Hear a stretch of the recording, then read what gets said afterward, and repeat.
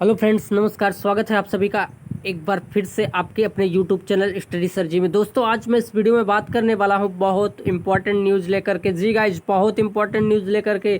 जैसा कि प्रमोशन की जो फाइनल ईयर के छात्रों की बात चल रही थी, उसको हरी झंडी लगभग मिल चुकी है। जी गाइज, यूजीसी की मोहर लगने में देरी है। फिलहाल आपको बता दें, प्रधानमंत्री मोदी जी तब तक आवाज़ नहीं सुनते जब तक दिल्ली से आवाज़ नहीं उठाई जाए। जी गाइस, तो पूरी तरीके से अब दिल्ली के छात्रों ने जब आवाज़ उठाई तो प्रधानमंत्री तक वो बातें गई और उन्होंने इस पर पुनर्विचार भी किया। तो आपको बता दें, इस वक्त की जो सबसे बड़ी खबर है आपके लिए काफ़ी गुड न्यूज़ है सभी छात्रों को लेकर के। जी गाइज, इसमें सबसे ज़्यादा खुशी फाइनल ईयर के छात्रों को लेकर के, क्योंकि आपको बता दें आपके लिए अटकलें अभी तक थी कि यूजीसी अपनी गाइडलाइन पर पुनर्विचार नहीं कर रही थी, लेकिन इस वीडियो में मैं आपको बताने वाला हूं कि ये सबसे बड़ी खबर है इस पूरे सेशन की। जी गाइज, छात्रों को लेकर के गाइज, जैसा कि आप सभी को पता था कि यूजीसी की जो गाइडलाइन आई थी, इसको लेकर के फाइनल ईयर के छात्रों में पूरी तरीके से अफरा तफरी मच गई थी। लेकिन आपको बता दें, प्रधानमंत्री मोदी जी ने सभी छात्रों के प्रमोशन को दी हरी झंडी। जी गाइज, प्रमोशन को लेकर के एक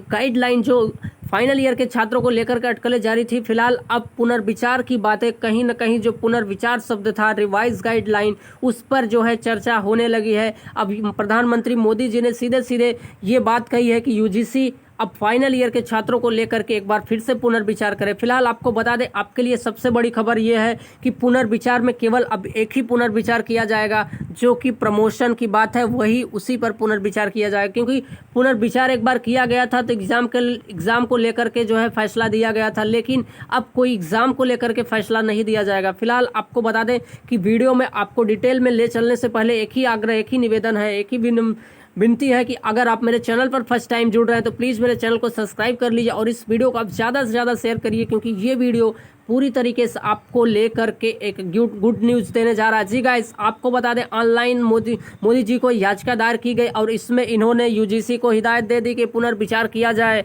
यूजीसी की गाइडलाइन पर अब आर.के. पोखरियाल अर्थात रमेश पोखरियाल जी भी पूरी तरीके से अब इस बात को कहीं न कहीं एक बार संशय में पड़ गए हैं। अब क्यों? क्योंकि प्रधानमंत्री मोदी जी का ये फैसला है और आप सभी को पता है, मोदी है तो मुमकिन है, अर्थात अब मोदी जी ने आखिरकार छात्रों की बात मान ही ली ले। तो आइए आपको सीधे लेके चलते हैं, क्या है लाइव अपडेट। अभी जस्ट निकल के आ रही न्यूज़ आपको, आपके जो है पुनर्विचार की या फिर छात्रों के प्रमोशन की बात। तो गाइस, आप उम्मीद करते हैं कि मेरे चैनल को जरूर सब्सक्राइब करेंगे और लोगों तक इस वीडियो को जरूर शेयर करेंगे। तो क्या है पूरी बात, आइए आपको सीधे लाइव अपडेट पर लेके चलते हैं। गाइस, यहाँ से आप देख पा रहे होंगे सीधे सीधे जो है लिखा हुआ है, पीएम मोदी को ऑनलाइन याचिका, यूनिवर्सिटी परीक्षाओं पर यूजीसी के दिशा निर्देश को वापस लेने की मांग कर दी गई। जी गाइस, मोदी जी को अब याचिका दायर कर दी गई, वो भी ऑनलाइन याचिका दायर की गई। तो आइए पूरी बात आपको बता दें। यहाँ पर संयुक्त forum for movement on education JFME ने यूजीसी दिशा निर्देशों को वापस लेने और अंतिम वर्ष की परीक्षाएं रद्द करने के लिए एक ऑनलाइन याचिका शुरू कर दी। और ये अपडेट आज की डेट में, जैसा कि 3:30 बजे के नियर अबाउट निकल के न्यूज़ आ रही है। तो क्या है पूरी बात, JFME की जो जहां पर संयुक्त forum for movement on education को लेकर के गाइडलाइन जारी करती है या इनके छात्रों के हित की बात करती है, वो मोदी जी को अब ऑनलाइन जो है पूरी तरीके से याचिका दायर की है। तो क्या है पूरी तरीके से इस याचिका में मोदी जी को हस्तक्षेप क्या किया गया है इस फोरम के द्वारा, तो यहाँ पर आपको बता दें गाइज, नई दिल्ली संयुक्त forum for movement on education JFME, जो कि छात्रों को लेकर के बात करती है, एक ऐसा जो है संयुक्त फॉर मूवमेंट ऑन एजुकेशन को लेकर के काम करती है, वो उसने जो है यूजीसी के दिशा निर्देशों को वापस लेने के लिए, अंतिम वर्ष की परीक्षा रद्द करने के लिए एक ऑनलाइन याचिका शुरू की है। याचिका.org change.org मंच पर शुरू की गई थी। आपको बता दें, 1000 डिजिटल हस्ताक्षर प्राप्त होने के बाद इसे प्रधानमंत्री नरेंद्र मोदी को प्रस्तुत किया जाएगा। अब ऐसे में आपको बता दें, बहुत जल्दी 1000 हस्ताक्षर होने जा रहे हैं, क्योंकि आप सभी को पता है, इस जो पैंडेमिक महामारी है, इतनी बड़ी वैश्विक महामारी है, ऐसे में कोई नहीं चाहेगा कि अपने बच्चों को हम खतरे में डालें। ऑनलाइन शिक्षा के लिए डिजिटल उपकरणों का अंतर पहुंच का हवाला देते हुए याचिका में कहा गया कि कोविड-19 संकट के कारण या अवकाश, जी गाइस, कोविड-19 संकट के प्रकाश में लाए गए लॉकडाउन के दौरान जितनी भी आपको परेशानियां हुई, जितनी भी असमानताएं हुई, आप सभी को पता है, और उसमें शिक्षा का कितना ज़्यादा डिस्टरबेंस हुआ ये सब जानते हैं। तो उस दौरान शिक्षा में मौजूदा असमानताएं बढ़ी। इस तरह के समय में यूजीसी के संशोधित दिशा निर्देश अतार्किक है। जी गाइस, ये पूरी तरीके से तार्किक नहीं माने गए हैं। अब कहें मैंने पहले भी कह दिया, जब तक दिल्ली के छात्र जो है या दिल्ली से आवाज़ नहीं उठती तब तक मोदी जी कहीं ना कहीं गाइस, तब तक मोदी जी को आवाज़ सुनाई नहीं देती। फिलहाल आपको बता दें, अब दिल्ली से भी आवाज़ उठ गई है। अब ऐसे में यूजीसी की जो गाइडलाइन है उस पर पुनर्विचार करने को लेकर के बात जरूर चलाई जाएगी। याचिका में कहा गया कि इस संदर्भ में हाल ही में जारी यूजीसी संशोधित guideline on examination and academic calendar in the university for COVID जी गाइस, L9 पैंडमिक, आप सभी को पता है ये COVID-19 पैंडमिक छात्रों के लिए डिग्री का मूल्यांकन करने और अनुदान देने के लिए अतार्किक और अनौपचारिक समाधान का प्रस्ताव करता है। आप सभी को पता है कि ये जो सिचुएशन है ये भारत देश की नहीं पूरे विश्व की है। कोविड को लेकर के सारी जगह परेशानियां बढ़ गई है। अगर बात करें महाशक्ति अमेरिका जो कहा जाता था, वो पूरी तरीके से त्राही त्राही मच गई उस कंट्री में। तो भारत कहीं ना कहीं उसको कंपैरिजन में बहुत पीछे। और आप सभी को पता है, हम आप सभी अपने देश से उतना वाकिफ़ है जितना अमेरिका नहीं। क्यों? क्योंकि हमें पता है कि हमारी मेडिकल हेल्थ कितने नंबर पे आती है। देश के जो जनगणना होती है या देश की जो काउंटिंग होती है उसमें हमारी मेडिकल हेल्थ कहाँ पे है, आप सभी को पता है। याचिका में कहा गया कि छात्रों के शैक्षणिक हितों की रक्षा करते हुए छात्रों को सुरक्षित, निष्पक्ष और समान अवसर प्रदान करने के लिए विचार पर यूजीसी के दिशा निर्देश का अनुमान लगाया गया है।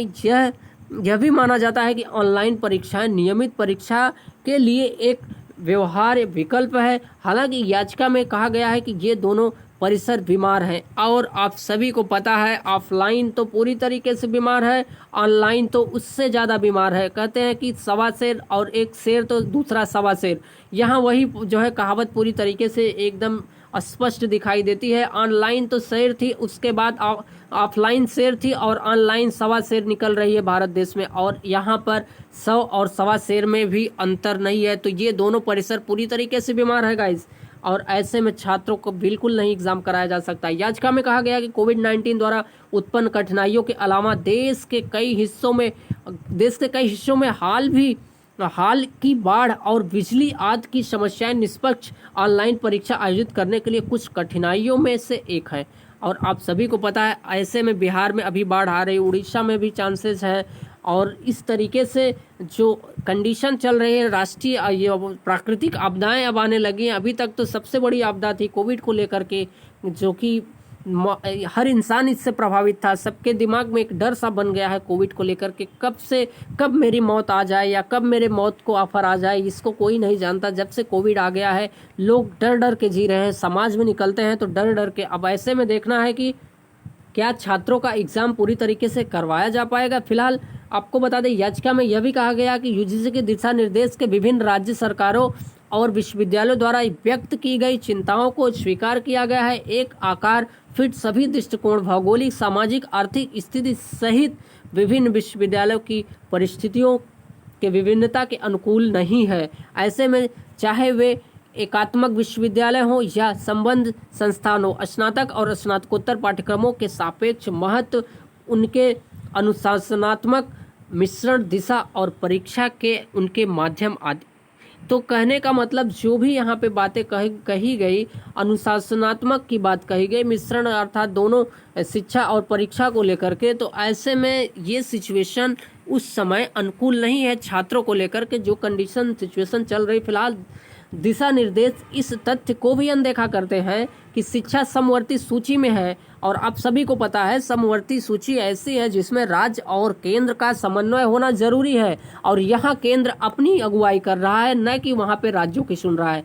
तो राज्य और समवर्ती सूची जहाँ पे समान हो, राज्य और केंद्र दोनों की बात करें, वही समवर्ती सूची होती है। तो समवर्ती थी सूची का सीधे सीधे यूजीसी ने उल्लंघन किया। ना तो किसी सभी स्टेटों से मीटिंग बुलाई, ना कि सभी मुख्यमंत्रियों को इन्फॉर्म किया, अपने ही लोगों को लेकर के एक यूजीसी ने गाइडलाइन जारी कर दी और उसमें उन्होंने कहा कि हम सभी बड़े बड़े शिक्षाविदों से बात किए और वो उसके बाद एक टास्क फोर्स बैठाई गई।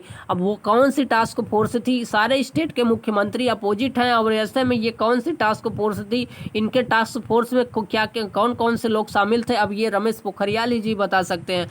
अगर वो कभी भी लाइव आते हैं तो उनके हर वक्तव्य में टास्क फोर्स ही बैठता है गाइस। फिलहाल आपको बता दें, याचिका ने उन कारणों को भी सूचीबद्ध किया है जो ऑनलाइन परीक्षा आयोजित करने की विश्वसनीयता पर सवाल उठाते हैं।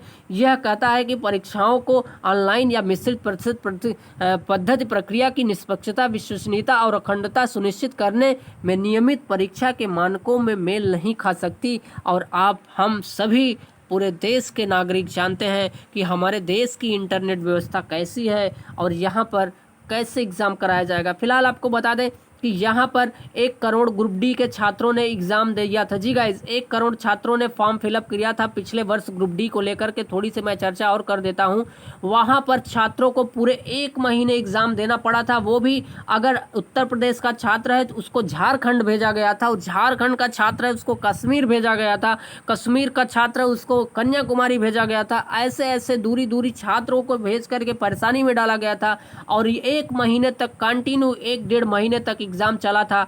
और आप सभी को पता है 1 करोड़ की सिचुएशन थी। और अब की अगर बात करें तो 33 करोड़ छात्र हैं। जी गाइस, 33 करोड़ छात्र हैं। मैं अगर मोटे मोटे हिसाब से बात कर लूँ, 20 करोड़ निकाल दूँ तो 10 करोड़ तो ऐसे ही आ जाएंगे। 13 करोड़ जो पूरी तरीके से फाइनल ईयर के छात्रों आएंगे ही। तो 13 करोड़ छात्रों का एग्जाम कराना एकेडमिक कितनी ज़्यादा प्रॉब्लम है इस पैंडेमिक महामारी में। और उस समय तो सिचुएशन एकदम आम थी, ऐसे में छात्रों को परेशान किया गया था। तो आज के समय में शायद ही आप अंदाज़ा लगा सकते हैं कि क्या सिचुएशन होने जा रही। परीक्षा के ऑनलाइन या मिश्रित रूप से बिना किताब, नोट्स, ऑनलाइन संसाधनों, स्थिर इंटरनेट कनेक्शन आदि के प्रति भी भेदभावपूर्ण, यह अलग अलग तरह के छात्रों के लिए भेदभावपूर्ण और जो एक दलीय पृष्ठभूमि से है। और एक दलीय मतलब केवल बीजेपी के दल से ये केवल निर्णय लिया गया है। और इस वजह से ये याचिका या ये गाइडलाइन पूरी तरीके से कहे तो सभी छात्रों के हित की बात नहीं कर रहा है, क्योंकि यहाँ पर केवल एक मत है, वो केवल बीजेपी का मत है, वो केवल एचआरडी का मत है, वो केवल यूजीसी का मत है, वो केवल गृह मंत्रालय का मत है। तो ऐसे में सभी छात्रों को लेकर के परेशानी अगर सरकार न डाले तो काफ़ी हद तक उनके लिए भी होगा और छात्रों के लिए तो बहुत अच्छा होगा। याचिका भी उल्लेख है कि एक परीक्षा है कि अनुचित साधनों के उपयोग की निगरानी नहीं कर सकते प्रभावी रूप से जो लोग यहाँ पर ईमानदार और दंडित और कदाचार को बढ़ावा देंगे। तो कहने का मतलब ऐसे सिचुएशन में जहाँ पर ईमानदार, दंडित, जैसा ना मैंने यहाँ पर लिखा हुआ है, दंडित और कदाचार को बढ़ावा देंगे, ऐसे में वो लोग ज़्यादा एग्रेसिव हो जाएंगे। जो निष्पक्ष हैं, ईमानदार हैं और दंडित लोग को पूरी तरीके से यहाँ पर बढ़ावा दे रहे हैं। इसका मतलब उनको सजा दे रहे हैं जो ईमानदार हैं। आकलन के वैकल्पिक तरीकों के पक्ष में याचिका में कहा गया कि पिछले सेमेस्टर में के आंतरिक सतत मूल्यांकन और या औसत स्कोर जैसे विश्वसनीय और सार्थक मूल्यांकन के अन्य रूप बेहतर तरीके से मिलेंगे। फिलहाल गाइस, वीडियो इतना लंबा नहीं खींचेंगे तो जल्दी हम पढ़ देते हैं। फिलहाल लास्ट में कंक्लूजन निकालेंगे। इसमें यह भी कहा गया कि अंतिम परीक्षाओं को रद्द करने से कोई परीक्षा नहीं होगी, क्योंकि सभी सेमेस्टर एक दूसरे के मॉड्यूल और स्वायत्त हैं। केवल एक सेमेस्टर में शामिल पाठ्यक्रमों और छात्रों की जांच की जाती है और कोई अंतिम परीक्षा नहीं होती है। अंतिम वर्ष के छात्र पहले ही औपचारिक मूल्यांकन के कई दौर से गुजर चुके हैं और कुछ मूल्यांकन का केवल एक छोटा हिस्सा लंबित है और वो लास्ट सेमेस्टर ही उनका अगर बात करें तो लंबित है। यूजीसी ने पिछले सेमेस्टर के औसत और वर्तमान सेमेस्टर के आंतरिक मूल्यांकन के आधार पर इंटरमीडिएट के छात्रों के लिए मूल्यांकन करने के लिए पहले ही दिशा निर्देश जारी कर दिए हैं और यह मानने का कोई कारण नहीं कि अंतिम सेमेस्टर के लिए ऐसा कोई विकल्प ही नहीं अपनाया जा सकता। ऐसा जो कह रहे हैं यूजीसी कि हम अंतिम वर्ष के छात्रों के लिए कोई विकल्प नहीं अपना सकते, ये सरासर कहना उनका जो है गलत है। मंच यूजीसी दिशा निर्देशों को वापस लेने के लिए प्रधानमंत्री की तत्काल हस्तक्षेप, अंतिम वर्ष के छात्रों के लिए परीक्षाओं की अनिवार्य आवश्यकता को तत्काल रद्द करना चाहता है। जी गाइस, तत्काल रद्द करे और यही सरकार से गुहार लगा रही JF। और यहाँ पर जैसा कि मैंने आपको बताया JFME जैसा कि संयुक्त forum for movement on education की एक संस्था है जो एजुकेशन को लेकर के जागरूक रहती है, छात्रों के हित की बात करती है, उसने मोदी जी को ऑनलाइन याचिका दायर की है। यूनिवर्सिटी परीक्षाओं पर यूजीसी की दिशा निर्देश को वापस लेने की मांग की गई है। अब यूजीसी कितने हद तक अब और गिरेगी? फिलहाल अब जितनी एजुकेशन की जितनी बड़ी बड़ी संस्थाएं थी सब हस्तक्षेप कर रही हैं। अब मोदी जी कितने दूर तक भागेंगे? फिलहाल उनको अब इस बात को लेकर के एक बार विचार करना चाहिए और एचआरडी मंत्री गृह मंत्रालय यूजीसी से बात करनी चाहिए कि क्या और कोई रास्ता नहीं निकाला जा सकता छात्रों को लेकर के, प्रीवियस उनके बोर्ड को लेकर के, या इंटरव्यू करा करके कोई न कोई सलूशन निकाल के उनको प्रमोट किया जाए। अभी दिल्ली दूर है, थोड़ा सा दूर है, जो यूजीसी की मोहर लगनी बाकी है और जो इसका जो है फाइनल फैसला आना बाकी है। तो गाइस, अब हवा जो थी आग की, आंधी की, आंदोलन की, वो और तेजी से चलने लगी है और तेजी से बहने लगी है।